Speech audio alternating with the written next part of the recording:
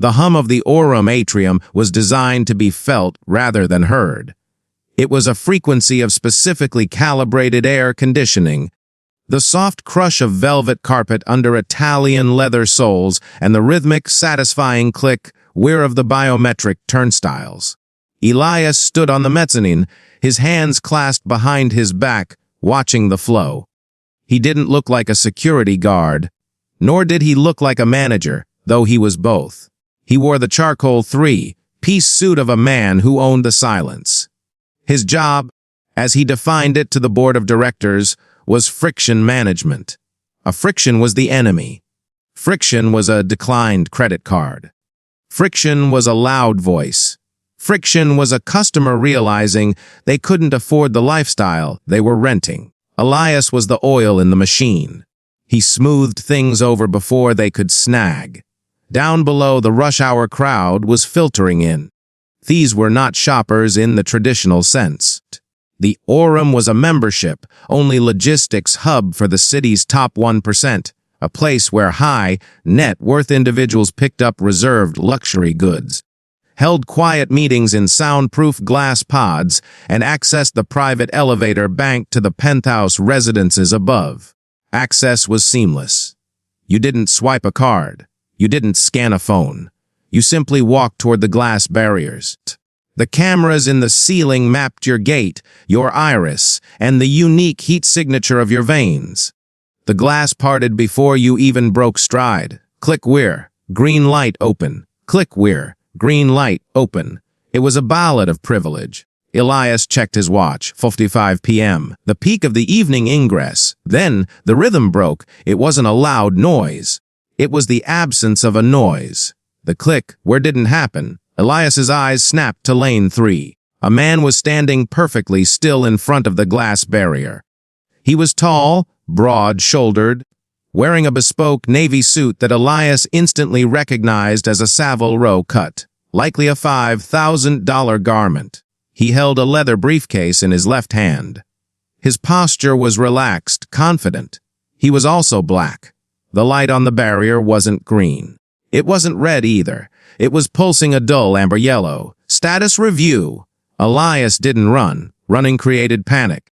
He descended the floating staircase with a practiced, fluid gait, keeping his face neutral.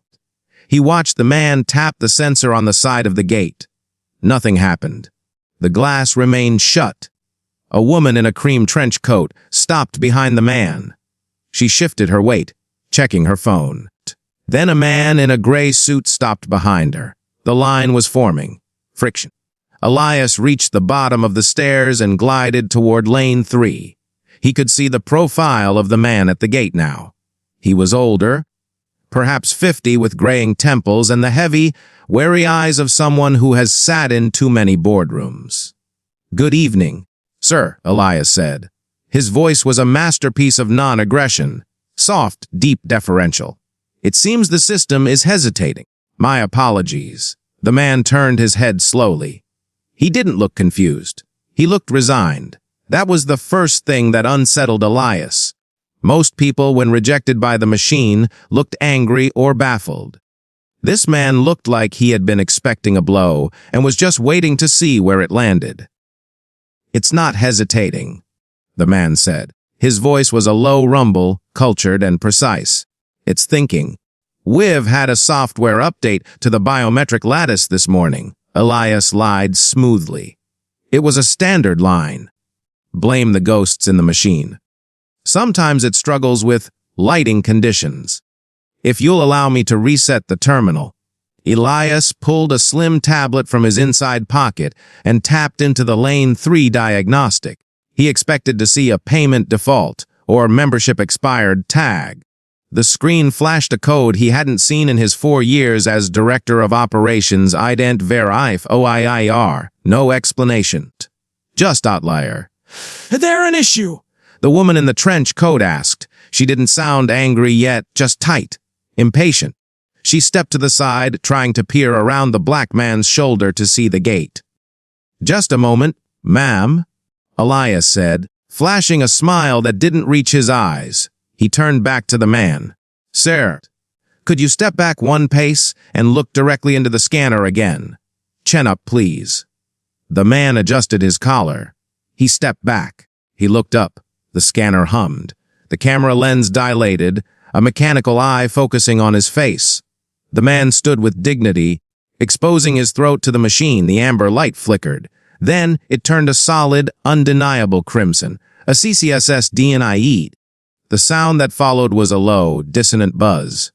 It was quiet, but in the acoustic perfection of the Orem lobby, it sounded like a gunshot. The line behind the man rippled. The woman in the trench coat sighed, audible and sharp. The man in the gray suit checked his watch, shaking his head. Elias felt the heat rising in his collar. The flow was blocked. The aesthetic was ruined. People were watching. It seems, Elias said, stepping closer, lowering his voice to a whisper, that the system is unable to verify your identity against the membership ledger. I am a founding member, the man said. He didn't shout. He didn't pull out a card. He simply stated it like a law of physics.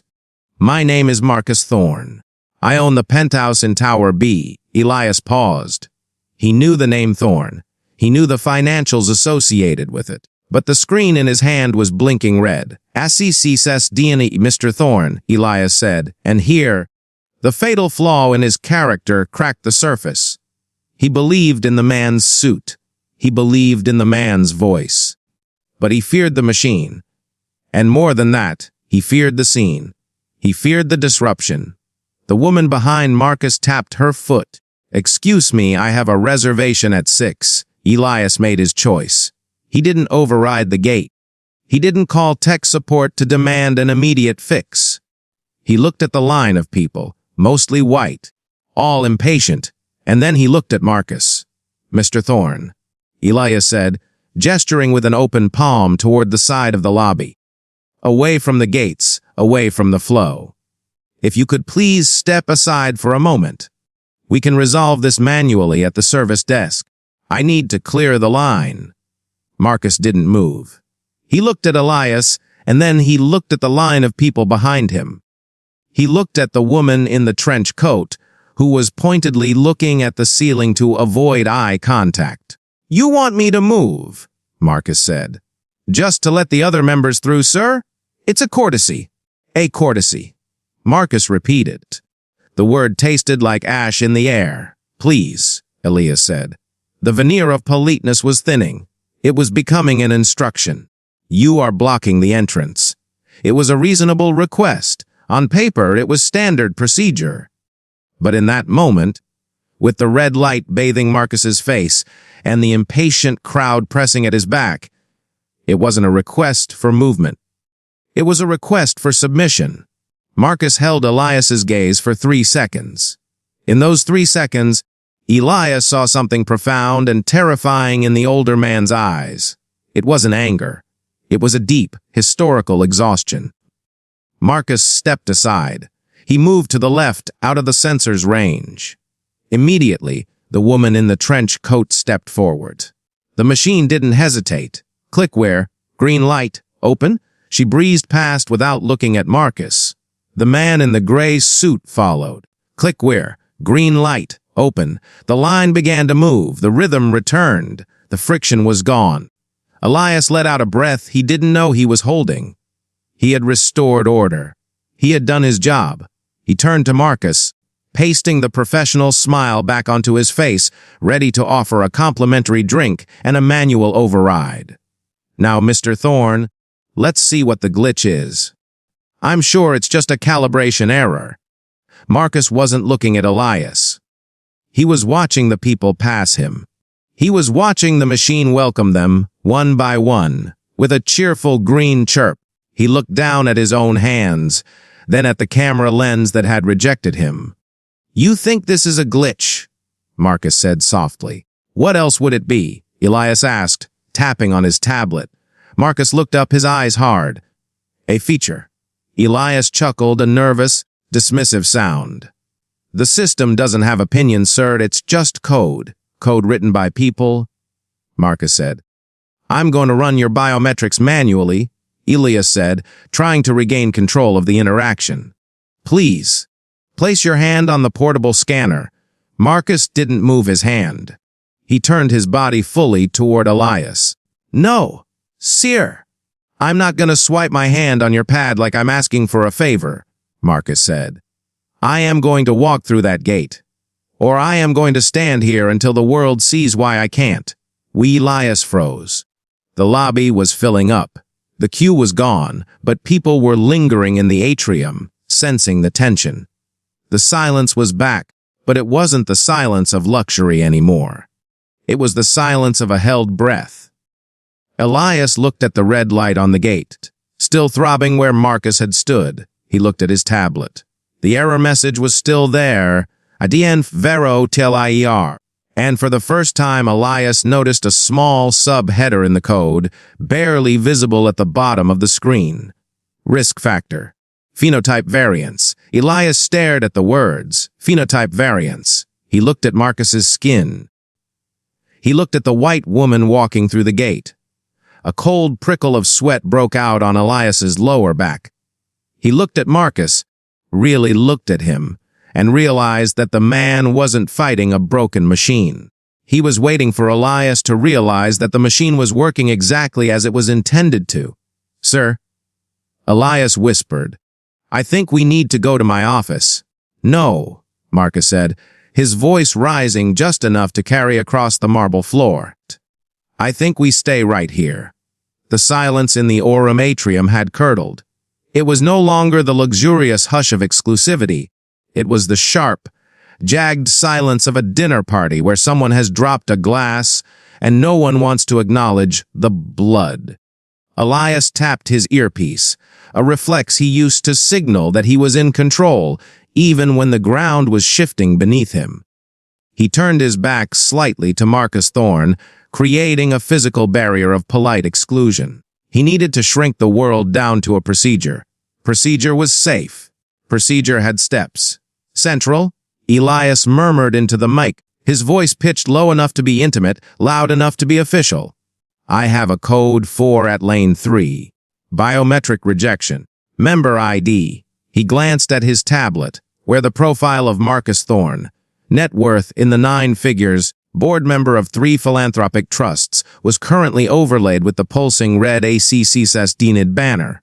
Member ID 99 Alpha 0. Requesting immediate diagnostic. The voice in his ear was bored. It was Kevin, the night shift system lead, probably sitting in the basement server farm surrounded by empty energy drink cans. Code 4.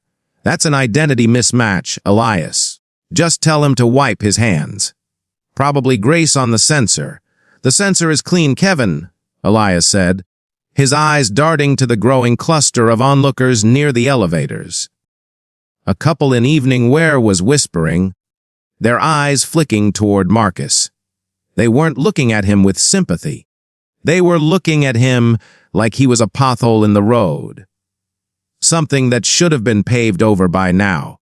"I'm looking at an error tag. Phenotype variance. What is that?" There was a pause on the line. The sound of typing? "Oh, right. The 2.0 patch went live at noon. We tightened the facial geometry mesh. Enhanced security. It flags statistical outliers in the bone structure database. Keeps out the deep fakes. It's flagging a founding member," Elias hissed. "Machine learning is a curve, man." Kevin yawned. "It gets smarter the more it rejects people. Just override him manually. Why are you making this a thing? Why are you making this a thing?" The question hung in Elias's mind. It was the mantra of his profession. To point out the glitch was to be the problem. To disrupt the flow was the sin. The system wasn't broken, it was just learning. And learning required data points. Marcus Thorne was just a data point that needed to be smoothed out. Elias took a breath, composed his face into a mask of helpful regret, and turned back to Marcus. The older man hadn't moved. He hadn't checked his phone. He hadn't shifted his weight. He was standing like a statue of judgment, his briefcase held loosely in his left hand. "Mr. Thorne," Elias said, stepping into Marcus's personal space with a practiced familiarity. "Good news. I've spoken to the engineers. It's exactly as I suspected. The new security patch is a bit overzealous. It's strictly a technical calibration issue regarding contrast levels. Contrast levels, Marcus repeated. Yes. The sensors are struggling with the ambient lighting in this corner. It's a known bug. Elias lied with the ease of a man who had spent a decade telling people that their table wasn't ready because of staffing issues, rather than the manager's preference. It has nothing to do with you, sir. It's the hardware. Elias gestured toward the far end of the reception desk, where a heavy oak door sat flush against the marble wall. It was the administrative entrance. It led to the mailroom, the staff elevators, and eventually the main corridor. If you'll just follow me, we can bypass the gates entirely, Elias said, his voice bright, helpful. I can walk you through the side entrance. We'll have you in the elevator in 30 seconds. No fuss. It was a solution. It was efficient. It solved the friction. Marcus looked at the heavy oak door. Then he looked at the glass gates where a young man in a hoodie, white, barely 20, holding a skateboard, was currently breezing through lane 2. The light flashed green. The gate chirped. The boy didn't even break stride. Marcus looked back at Elias. You want me to use the service door? It's the administrative entrance, sir. Elias corrected gently. It's actually faster right now. My grandfather worked in a building very much like this one, Marcus said. His voice was conversational, almost pleasant. He delivered ice. He used that door. Elias felt a twinge of irritation. This was the problem with high net worth clients. They took everything personally. They needed every moment to be a referendum on their status. Mr. Thorne, please, Elias said, his smile tightening at the corners. I am trying to facilitate your entry. The system is down for you. I cannot change the code from here. The side door is the only way to get you inside tonight. The system is not down, Marcus said, pointing a manicured finger at lane 2. It works for him. Fits the current profile, Elias stumbled. And I do not? It's a glitch, sir. Don't read into it.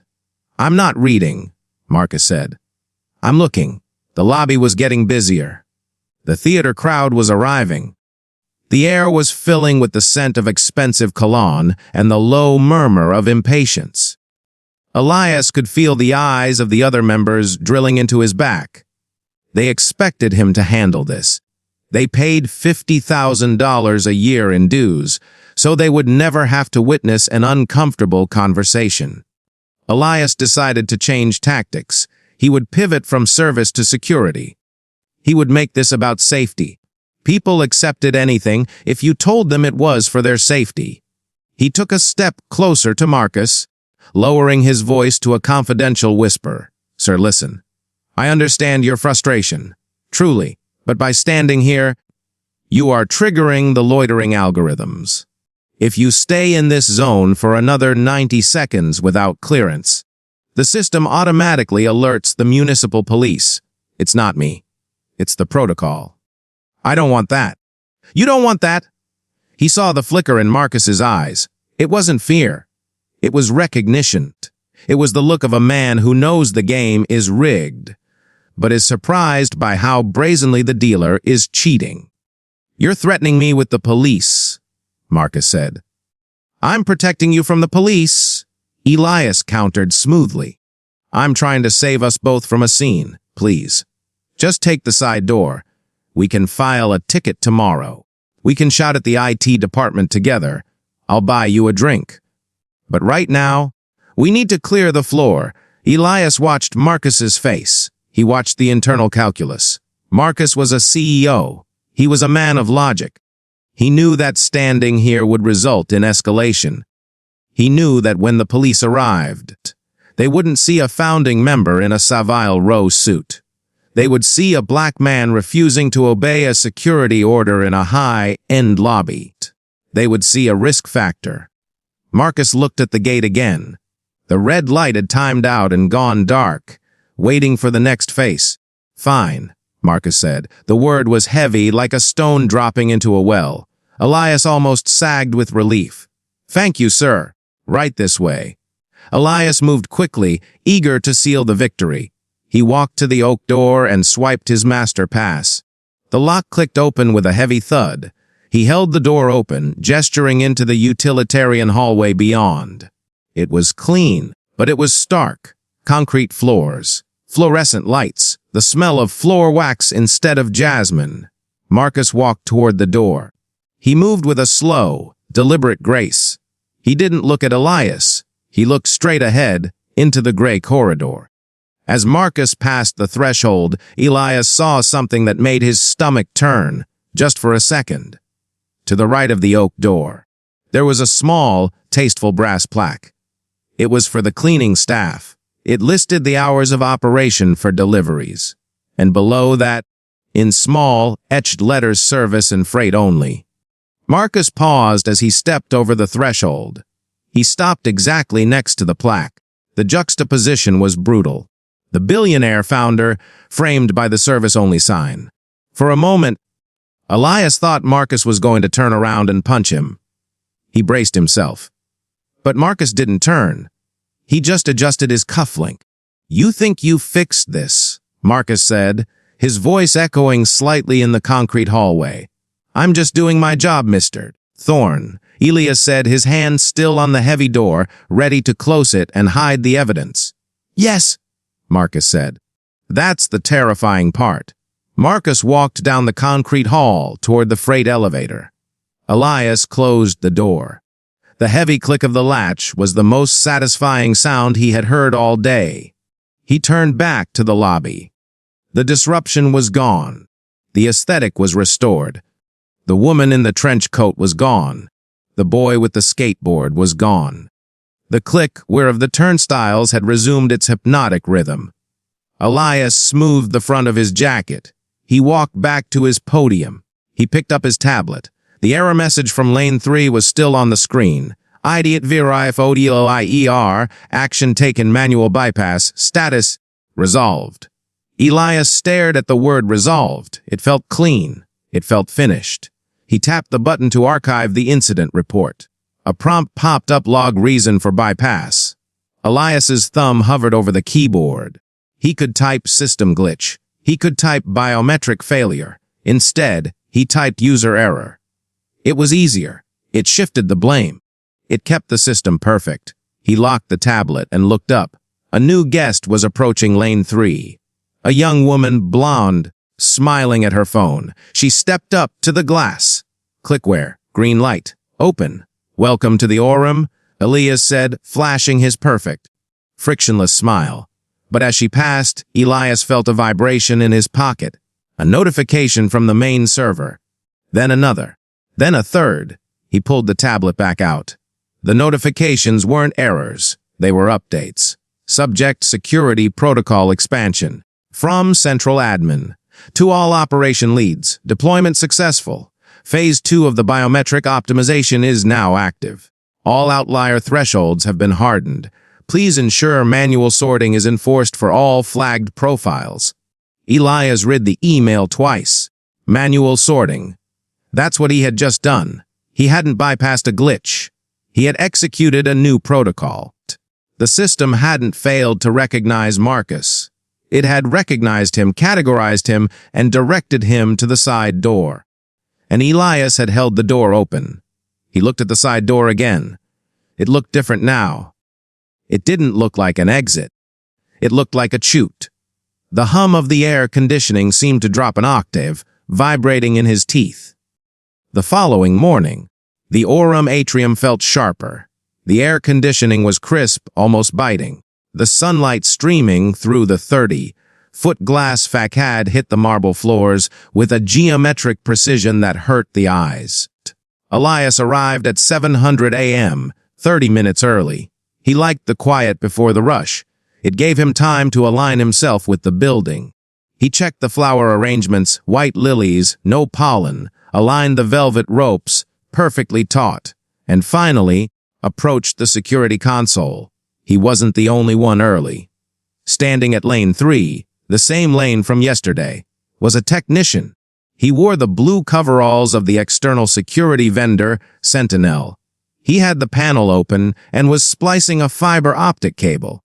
"Good morning," Elias said, his voice echoing in the empty hall. "We didn't have a maintenance ticket scheduled." The technician didn't look up. He was young, pale, with shaved hair and a barcode tattoo on his neck. "Emergency patch. Central pushed it at 4 a.m. Said the latency was too high on the recognition sweep." "Latency?" Elias asked. "It takes 0.2 seconds. They want 0.1, the technician grunted. He snapped a plastic casing back onto the reader. "Every millisecond counts when you're processing the whole city, right?" "We don't process the whole city?" Elias corrected him, a note of pride in his voice. "We process the membership." The technician finally looked up. He had flat gray eyes. He smirked. "Right.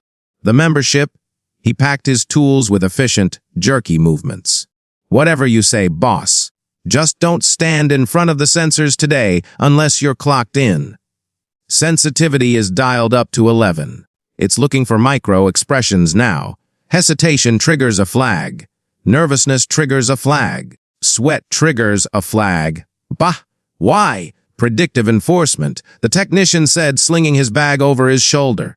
"Stop the problem before it happens." "Efficiency." He walked out without signing the logbook. Elias watched him go. Predictive enforcement. The morning rush began at 8:00 a.m. It was the gym crowd. Investment bankers and tech moguls in $300 compression shorts, smelling of expensive espresso and ambition. Elias stood at his podium watching the flow. Click where green. Open. Click where green. But then, at 8:15 a.m., it happened again. Lane 1. A woman was standing there. She was young, perhaps 25. She wore a hijab, silk, patterned with gold thread, clearly expensive. She held a yoga mat under her arm. The light was pulsing amber. Elias felt his stomach tighten. He stepped forward, the script from yesterday already loading in his throat. "Good morning, ma'am," he said. She turned to him, her eyes wide. "It's not opening. My membership is auto-renewed. I checked it this morning." "I'm sure it's just a sensor issue," Elias said. He looked at the gate. A CCESSDED. The error code on his tablet was different this time. Ident virif OTLIR. Sub-tag obscured geometry. "The system is having trouble reading your facial markers," Elias said softly. "It's the head covering, ma'am. The new update requires a full ear-to-ear map." She touched her hijab instinctively. "I've been coming here for 2 years. It's never been a problem." "The system was updated yesterday," Elias said. He felt the weight of the lie, but it was also the truth. It was the update. "It's stricter now, for everyone's safety. So I can't come in?" "Of course you can," Elias said, pointing to the heavy oak door. "We just have to process you manually." "Through the administrative entrance." She looked at the door. Then she looked at the line forming behind her. A man in a tracksuit was sighing loudly. She looked embarrassed. She looked small. "Okay," she whispered. Elias walked her to the door. He swiped his card. He held it open. She walked into the gray concrete hallway, past the service and freight-only sign. He closed the door. At 8:45 a.m., it happened again. Lane 4, an Asian man older with a heavy cane. A CSS Dimin ID. Sub-tag gate irregularity. "Sir," Elias said, his voice mechanical now. "The sensor thinks you're unstable. It's a safety precaution. Please, this way." He walked the man to the oak door. At 9:30 a.m., it was a teenager with vitiligo, a CSS demide sub-tag zeg pigmentation variants. Elias walked him to the oak door. By 10:00 a.m., the pattern was undeniable. The system wasn't broken. It was purifying. It was stripping away anyone who deviated from a very specific, very narrow standard of normal. Elias stood at his podium. His tablet was buzzing every 10 minutes. He wasn't fixing glitches anymore. He was a ferryman. He was shuttling the outliers into the gray hallway so the standard members could enjoy their seamless, frictionless morning. And the terrifying part was how quickly he got used to it. Yesterday, with Marcus, he had felt panic. He had felt guilt. Today, It was just a workflow. Green light, smile and nod. Red light, apologize and redirect. It was efficient. The lobby had never been quieter. The people who made it through the gates. The young, the fit, the symmetrical, the unblemished, moved with a new kind of confidence. They looked around and saw only reflections of themselves. They smiled more. They lingered longer. The friction was gone because the texture was gone. Around 1100 a.m. Elias's boss, Director Sterling, walked out of the elevators. Sterling was a man who looked like he had been generated by the algorithm itself. Tall, silver-haired, perfectly tanned, he stopped by Elias's podium. He looked out at the serene, homogeneous lobby. "Good morning, Elias," Sterling said. "Director? Quiet morning?" "Smooth, sir." Sterling nodded, checking the metrics on his own phone. "I see the new Sentinel patch is working. Throughput is up 15%. Dwell time is down. Customer satisfaction scores from the app are trending up. I've had to redirect a number of members to the side entrance," Elias said cautiously. "The sensitivity seems high." Sterling waved a hand dismissively. "Growing pains. They'll get used to it. Or they won't. The board is very happy with the aesthetic consistency." Aesthetic consistency. Elias looked at the oak door. "Sir Mr. Thorne was flagged yesterday. A founding member." Sterling paused. He looked at Elias, his eyes cold and blue. "Mr. Thorne is a legacy member. His contract is from a different era of the club. If he finds the new protocols inconvenient, he is welcome to review his membership options." Elias felt a chill. They weren't afraid of losing Marcus Thorne. They wanted him to leave. "Is the system targeting them?" Elias asked. The question was dangerous. He knew it as soon as it left his mouth. Sterling smiled. It was a shark's smile. "The system is optimizing, Elias. It filters out noise. It filters out variables. It creates a controlled environment. That is what we sell. We sell control."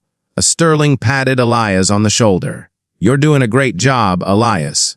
Keep the lines moving. Keep it beautiful."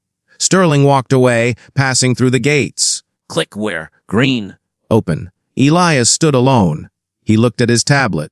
He had processed 12 manual overrides this morning. 12 people sent to the freight elevator. He looked at the crowd in the lobby. They were drinking kale smoothies and discussing mergers. They were beautiful. They were safe. They were oblivious. And then Elias saw her, standing outside the glass facade on the sidewalk looking in. It was the woman in the hijab from this morning. She hadn't gone up to the gym. She was just standing there, watching. She wasn't looking at the members. She was looking at Elias. She raised her phone and snapped a photo. Then she turned and walked away. Elias felt a sudden, sharp spike of paranoia. Hesitation triggers a flag. Nervousness triggers a flag. He forced himself to stand still. He forced himself to breathe evenly. He was part of the system. He was the oil. As long as he kept the machine running, the machine would protect him. Right? He looked down at his own hand resting on the podium. It was trembling slightly. He hid his hand in his pocket. The doors opened again. A young mother with a stroller. "Click where? Green. Open?" "Welcome," Elias said, but his voice sounded thin. He sounded like a recording. By Wednesday, the Orem had achieved a terrifying perfection. The lobby was a sanctuary of symmetry. The people moving through it were variations on a theme: healthy, wealthy, and visually compliant. The outliers had stopped arguing. They had learned the new choreography. If you were too old, too dark, too disabled, or too visibly religious, you didn't even approach the glass gates anymore. You walked straight to the oak door on the right. You waited for Elias or one of his junior staff to come over, swipe a badge, and let you into the gray hallway. It had become a segregated stream. The premium flow through the glass. The manual flow through the wood. And Elias was the gatekeeper. He sat in the security office, staring at the monitor wall. The screens showed the lobby in high-definition 4K. It was beautiful, in a sterile way. But Screen 4 showed the service corridor. It was crowded. There was a line in the concrete hallway now, a line of people waiting for the single freight elevator. They stood next to the dumpster bins and the stacked crates of bottled water. They were silent. They were patient. Elias watched them. He saw Marcus Thorne there again. The billionaire was checking his watch, leaning against a cinder block wall. He wasn't fighting anymore. He was enduring. Elias. The voice came from the doorway. Elias spun around. It was Sarah, the new concierge. She was 22, blonde, with a smile that had been calibrated by orthodontics and ambition. "Director Sterling wants to see you," she said. "In the penthouse." Elias stood up. "Something wrong?" He didn't say, but he's got the champagne out. Elias smoothed his tie. He walked out of the office, past the glass gates, click, where? Green, and into the private elevator bank. He swiped his all-access pass. The doors slid shut. The penthouse was the crown jewel of the Orem, floor-to-ceiling glass overlooking the city skyline. The furniture was white leather. The art was abstract and aggressive. Sterling was standing by the window, holding a crystal flute. Beside him stood two men Elias didn't know. One was in a suit, the other in a black turtleneck. The man in the turtleneck was typing on a laptop. "Ah, Elias," Sterling said, turning. "Come in. Come in." Elias stepped onto the plush carpet. "Sir, Elias, I want you to meet the architects," Sterling said, gesturing to the two men. "This is Mr. Vance and Mr. Choi from Sentinel. They designed the 2.0 patch." Elias nodded. "Gentlemen, we were just reviewing the week's data," Vance, the suit, said. He had a voice like dry paper. "The sorting efficiency is remarkable. We've effectively curated the lobby demographic to within 98% of the target aesthetic profile." "Target aesthetic profile?" Elias asked. "The brand," Sterling interrupted. "The Orem brand, Elias. We are selling a lifestyle, and lifestyles need visual coherence." Sterling walked over to a large monitor mounted on the wall. He tapped a key. A grid of faces appeared. Hundreds of them. They were the faces of the people Elias had sent to the side door. Marcus Thorne, the woman in the hijab, the man with the cane, the boy with vitiligo. They were arranged in a college, and over them in bold red letters was the word, Deprecated. "We're moving to Phase 3, Sterling said casually. "Phase 3. Elias felt a cold stone in his stomach. "We can't keep using the service corridor forever," Vance said. "It's a bottleneck. And frankly, having those individuals loitering in the building at all, it dilutes the exclusivity." "So, what happens?" Elias asked. "Membership review," Sterling said. "The algorithm is generating a list of accounts that are incompatible with the community standards. We're going to start off-boarding them. Non-renewal notices. Gentle, legal, but firm." Elias looked at the face of Marcus Thorne on the screen. "You're kicking out the founding members because of their biometrics, because they don't fit the future," Choi, the turtleneck, said, not looking up from his laptop. "The future is seamless. The future is uniform. Friction is the enemy. Diversity is friction. It's illegal," Elias blurted out. The room went silent. Sterling took a sip of champagne. He looked at Elias with a mixture of pity and disappointment. "Elias, don't be naive. We aren't banning them because of their race or their age. We are banning them because of their compatibility score. It's a proprietary metric. It's math. You can't sue math." Sterling walked over to Elias. He put a hand on his shoulder. "We need you to deliver the notices," Sterling said. Elias froze. "Ming, you have the report. You're the face they trust. You're the good cop who holds the door open. If it comes from you, they'll take it quietly. If we send a lawyer, they'll fight." The Sterling reached into his jacket pocket and pulled out a thick envelope, cream-colored paper. Heavy wax seal. "This is the first batch," Sterling said. He pressed the envelope into Elias's hand. "Start with Thorne.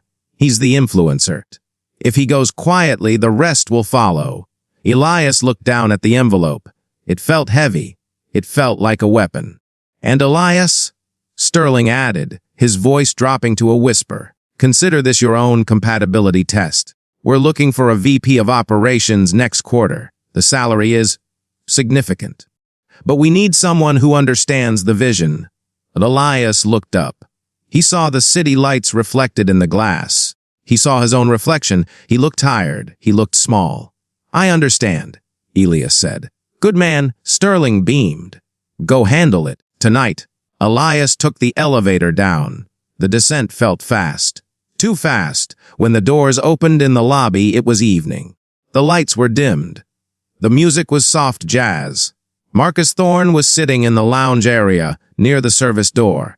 He hadn't left. He was waiting for his driver, but he was sitting inside, in a chair he had pulled over from the approved zone. Elias walked over to him. The envelope burned in his hand. Marcus looked up. He saw the envelope. He didn't look surprised. The eviction notice, Marcus said. It's a membership restructuring, Elias said, the corporate words tasting like bile. Marcus laughed. A dry, humorless sound. You know, Elias, I built this place. I put up the capital for the original tower. I wanted a place where excellence was the only currency. I know, sir. And now, Marcus gestured to the glass gates, where a stream of perfect, identical people were flowing in. You've turned it into a mirror. Elias held out the envelope. They want you to sign the receipt. Marcus looked at the envelope. Then he looked at Elias. You have a choice, son, Marcus said softly. I don't, Elias whispered. I really don't. They'll fire me. They'll blacklist me. They're going to erase you anyway, Marcus said. Look at yourself. You're not one of them. You're just the help. You're useful. Until you're not, please, Elias said. Just take it. Marcus stood up. He took the envelope. He didn't open it. I'll take it, Marcus said. But not because you asked. I'll take it because I'm done watching you drown. Marcus walked toward the exit. But he didn't go to the service door. He walked straight to the glass gates. He stopped at lane 3. The light turned red. A CCSS DNID. Marcus didn't turn away. He lifted his cane, a heavy, ebony stick with a silver handle, and he smashed it into the glass panel. Siras K. The sound was like a thunderclap. The lobby froze. The jazz music seemed to stop. Marcus hit it again. Siras. The safety glass spiderwebbed. The alarm began to wail. A high, piercing shriek. Marcus dropped the cane. He turned to Elias. Now, Marcus shouted over the alarm, you have a problem that isn't a glitch. Security guards, the ones with guns, not tablets, burst from the back room. They tackled Marcus. They threw him to the floor. It was ugly. It was violent. It was loud. Elias stood there, clutching the signed receipt in his other hand. He watched them drag Marcus away. He saw the blood on the marble floor where Marcus's head had hit. He saw the perfect members recording it on their phones. And in that moment, Elias realized the truth of what Marcus had said. He looked at the shattered gate. The red light was blinking frantically. Swastem RR. Elias looked at the reflection in the broken glass. His face was fractured, split into a dozen jagged pieces. The system hadn't failed. It had just escalated. And Elias was still holding the paperwork. The glass was replaced before the police lights had even faded from the street outside. It was 300 a.m. The lobby of the Orem was filled with the hiss of industrial polishers. A crew of 4 men, wearing white hazmat-style suits, was scrubbing the marble where Marcus Thorne's head had struck the floor. They weren't just cleaning. They were erasing. They used chemical solvents that smelled of ozone and artificial lemons. Elias sat on a folding chair near the service elevators, watching them. He held a plastic cup of lukewarm water. His hands were still shaking, a low-frequency tremor that started in his marrow. The violence of the arrest had been shocking, but the efficiency of the aftermath was worse. The Orem didn't mourn, it reset. Elias. Director Sterling emerged from the shadows of the mezzanine. He had changed his suit. He was wearing a fresh navy blazer, crisp and unwrinkled. He looked like he had just stepped out of a spa, not a crime scene. Sir, Elias said, standing up. His legs felt heavy. Sit, Sterling commanded softly. He pulled another chair over and sat facing Elias, knee to knee. It was an intimate posture, the kind a father takes with a son after a disappointment. How are you holding up? He was bleeding, Elias said. He's 70 years old. He destroyed property, Sterling corrected. He was violent. He was unstable. You saw it. We all saw it. He was provoked, Elias whispered. The system locked him out. I handed him an eviction notice in front of the people he used to lead. We humiliated him. Sterling sighed, a sound of immense patience. Elias, we are in a very delicate position. The video of the arrest is already on social media. It has 6 million views. The caption says, "Billionaire founder brutalized by security bot. The stock price of our parent company dropped 4% in after-hours trading." Good, Elias said. The word slipped out before he could catch it. Sterling's eyes narrowed. The warmth evaporated, replaced by the cold calculation of the algorithm. Not good, Elias. Not for you. Not for them. Sterling gestured toward the cleaning crew. Specifically, he pointed to an older woman scrubbing the grout with a toothbrush. Her name was Maria. Elias knew her. She had 3 grandchildren and a bad hip. She worked double shifts to pay for their school supplies. If the narrative takes hold that our system is racist, Sterling said, his voice dropping to a conversational hum. Then the board triggers the reputational shield clause. We shut down operations for a full internal audit. The Orem closes for 3 months. No revenue. Elias looked at Maria. He looked at the security guards standing by the door, men on hourly wages. If we close, Sterling continued, we suspend all non-salaried staff. Immediate effect, no severance. Maria loses her visa sponsorship. The guards lose their health insurance. The kitchen staff, well, in this economy, they won't find work for months.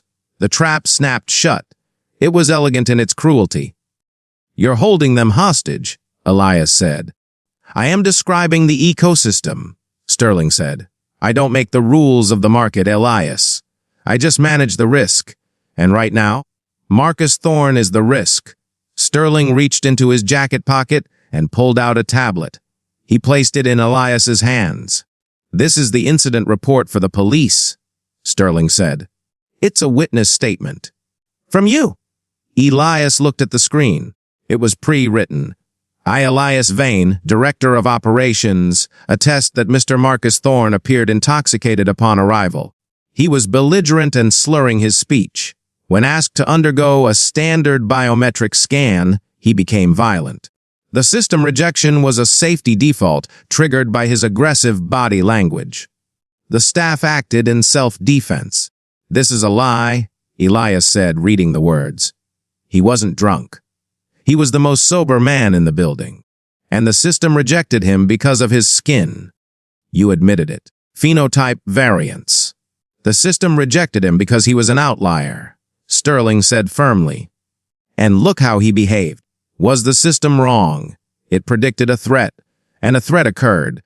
The algorithm was prescient. I was a self-fulfilling prophecy, Elias spat. It doesn't matter, Sterling snapped. The mask slipped for a fraction of a second, revealing the desperation underneath. The truth is complicated, Elias. The lie is simple, and the lie saves everyone. Sterling leaned in close. He smelled of expensive mints. If you sign this, we release a statement that Marcus was suffering from a medical episode. We express sympathy. The police drop the felony assault charges to a misdemeanor. He goes to a private clinic for a month. He keeps his dignity. The club stays open. Maria keeps her job. You get your promotion. And if you don't, Sterling said, leaning back, then you are testifying that our security protocols designed by Sentinel, a defense contractor, are fundamentally flawed. Sentinel will sue you for defamation. We will fire you for negligence. The club closes for the audit. Maria is deported. And Marcus, the police will charge him with domestic terrorism for attacking critical infrastructure. He'll die in a cell awaiting trial. Elias looked at the tablet. The cursor blinked at the signature line. Sign here to save the village. Sign here to burn the witch. It wasn't a choice between good and evil.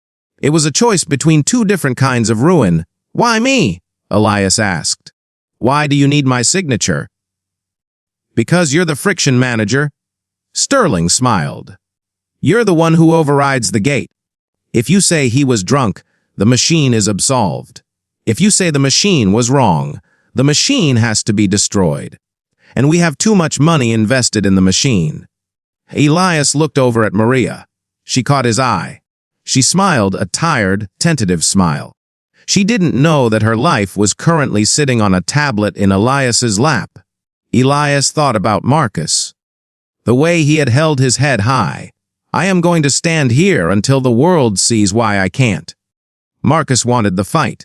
He wanted the exposure. But Marcus could afford the fight. Maria couldn't. Elias felt a piece of his soul wither and die. It was a physical sensation like a light bulb blowing out in his chest.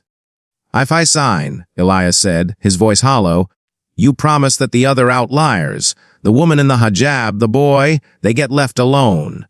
No eviction notices. Sterling hesitated. I can pause the Phase 3 rollout for a month. We'll call it a calibration period, indefinitely, Elias said. Or I go to the press myself. Sterling studied Elias's face. He saw the defeat there. He nodded. Indefinitely. We'll find another way to filter them out later. Just sign the damn thing. Elias took the stylus. His hand wasn't shaking anymore. It was steady with the weight of his cowardice. He tapped the screen. He signed his name. Elias Vane. The letters looked foreign. They looked like they belonged to someone else. Sterling snatched the tablet back immediately. Excellent. Smart choice, Elias. Truly, Sterling stood up, buttoning his blazer. Go home. Get some sleep. We open at 700. I want you at the podium. Big smile. Nothing happened.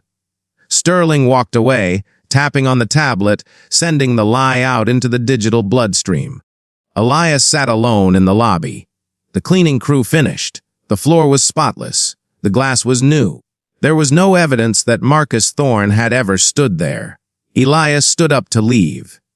As he walked toward the exit, he passed lane 3. The new glass panel was pristine.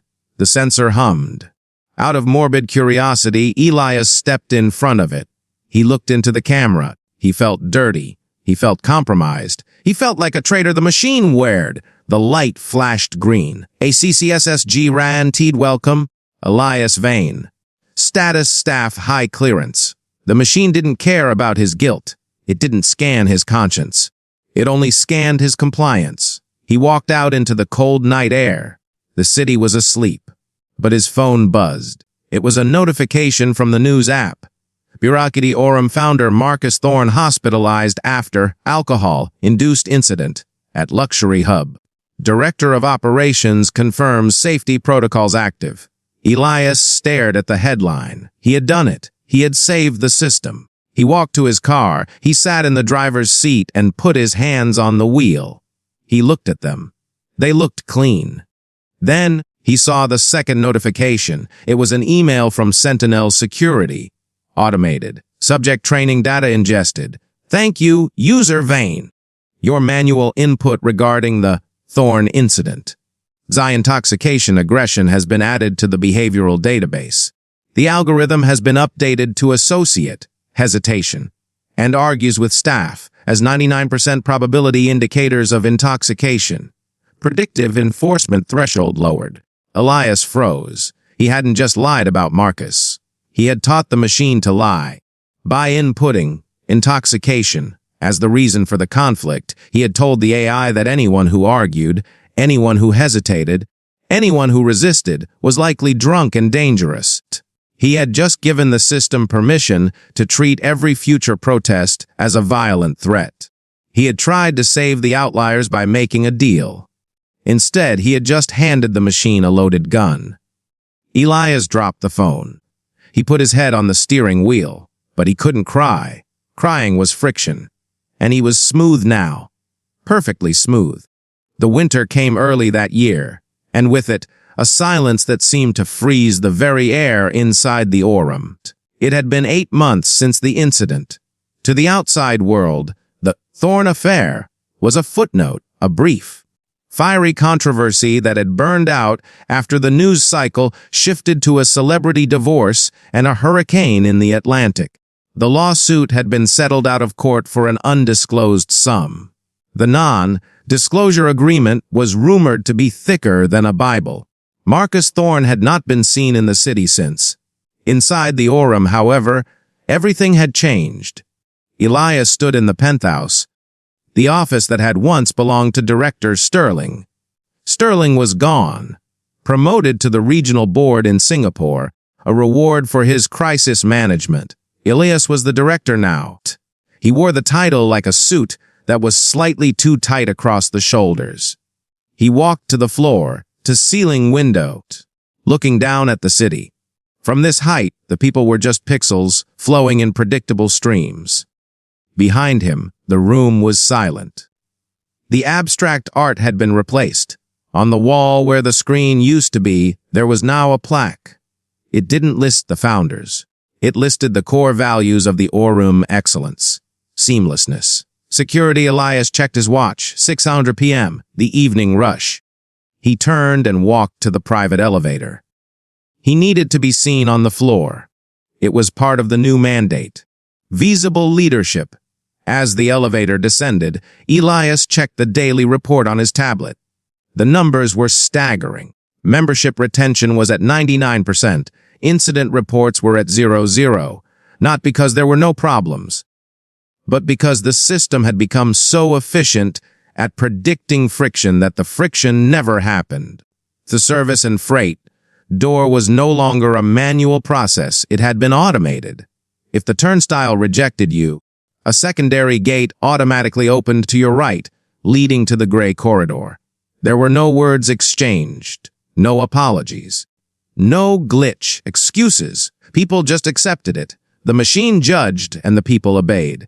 Elias stepped out into the lobby. The air smelled of white tea and ionized ozone. The lighting was a soft, golden warmth that made everyone look airbrushed. He stood by the podium, his hands clasped behind his back. He watched the members flow in. Clickware, green. Clickware, green. A young couple walked in. They were beautiful, laughing, holding hands. They passed the sensors without breaking stride. They didn't notice Elias. To them, he was just part of the furniture, like the marble pillars or the velvet ropes. Then, the sensor at lane 3 hummed. A man was standing there. He was young, perhaps 30. He was wearing a hooded jacket, expensive streetwear. But the hood was up. He was black. The light didn't turn red. It didn't turn amber. The gate simply remained closed. The young man didn't tap the glass. He didn't look for a guard. He didn't argue. He froze. He looked at the sensor, then he looked at the floor. He seemed to shrink, his shoulders hunching forward. Elias watched. He knew exactly what the algorithm was doing. It wasn't just reading the man's face. It was reading his hesitation. Data point, user vein input, hesitation a risk. The young man took a breath. He looked terrified. He stepped back. The secondary gate to the right. The service chute slid open with a soft hydraulic hiss. The young man looked at the dark corridor. Then he looked at the bright, golden lobby where the couple was now ordering drinks. He didn't go to the service door. He turned around and walked back out to the street. He self-deported. Elias felt a phantom pain in his chest, a dull ache where his conscience used to be. The system worked perfectly. It didn't even need to use the service elevator anymore. It just used fear. Impressive, isn't it? Elias turned. A man was standing next to him. It was Mr. Choi, the architect from Sentinel Security. He was visiting for the quarterly review. Mr. Choi, Elias said. I didn't know you were on site. Just wanted to see the 3.0 iteration in the wild, Choi said. Watching the empty turnstile where the young man had stood. The latency is gone. The decision-making is practically instantaneous. He didn't even try. Elias murmured. That's the victory, Elias, Choi smiled. The system doesn't just block entry. It shapes behavior. It teaches them where they belong before they even ask. We've optimized the psychology of the threshold. Choi tapped his tablet. And the best part, it's all based on your data. That training set you provided after the Thorn incident. The intoxication, aggression, correlation. It was the missing key. It taught the AI that emotional distress is a precursor to violence. Elias looked at Choi. So if they're scared, the machine thinks they're dangerous. Exactly, Choi beamed. And since people who don't belong here are naturally nervous, the system catches them every time. It's a perfect feedback loop. A self-cleaning ecosystem. Choi clapped Elias on the shoulder. You should be proud. You built the logic that keeps this place pure. Choi walked away, heading toward the bar. Elias stood alone. The words echoed in his head. A perfect feedback loop. He had saved his job. He had saved Marius, who was still scrubbing the floors, invisible and silent. But he had turned the building into a monster that ate anxiety and spit out segregation. The lobby began to empty out as the night went on. The music shifted to a slow, melancholic cello suite. At 10:00 p.m., Elias decided to leave. He was tired. His bones felt heavy. He walked toward the exit. The turnstiles worked both ways. You had to scan out to leave, a security measure to track member dwell times. Elias approached lane 2. He reached into his pocket for his director's badge, but then stopped. He didn't need the badge. His face was in the highest clearance bracket. Super user. He stepped in front of the glass. He looked into the camera. He was thinking about Marcus Thorn. He was thinking about the young man in the hoodie. He was thinking about the lie he had signed on the tablet. He felt a wave of exhaustion crash over him. A deep, profound sadness that made his eyes water. He hesitated. He let out a shaky breath. His lip trembled slightly. Hesitation. Micro-expression distress. Correlation intoxication risk. The light on the gate didn't turn green. It pulsed amber. Elias froze. He stared at the machine. Open, he whispered. It's me. The machine wared. The camera zoomed in, searching his pupils, mapping the sweat on his upper lip, measuring the tremors in his hands. Identity verified Elias Vane, status director. But the gate didn't open. A message scrolled across the small OLED screen at eye level. LRTA biometric instability detected. Safety Protocol 99B. Director Vane, you appear to be experiencing a stress event. For your safety, and the safety of the community, exit is paused pending stabilization.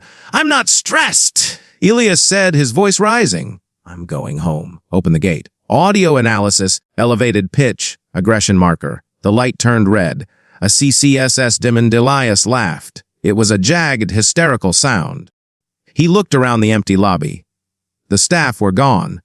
The cleaning crew was in the basement. You're locking me in? Elias shouted at the camera. I run this place!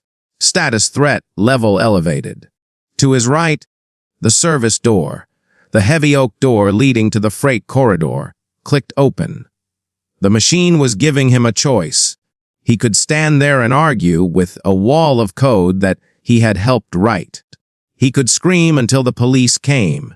The police who would see a black man shouting at a security system and treat him exactly as the protocol dictated. Or he could take the chute. Elias looked at the beautiful, pristine lobby, the golden cage he had spent 10 years polishing. He looked at the dark, concrete hallway. He realized then that Marcus Thorn had been the lucky one. Marcus had been cast out. Marcus was free. Elias was the one who belonged here.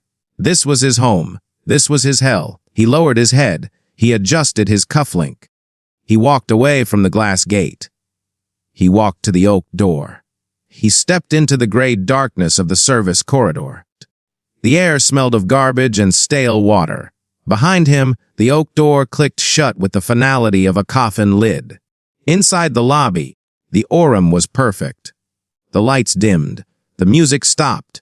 The system hummed, waiting for the next face to judge, blinking its slow, rhythmic eye in the dark. Click where? Waiting? Click where waiting. This has been Deanied Service for his skin color. Thank you for listening to this story. If this ending left you staring at the ceiling, or if it made you question the invisible systems we walk through every day, please leave a like and subscribe to the channel. The scariest stories aren't the ones about monsters under the bed. They are the ones about the monsters we build to keep us safe. Until next time.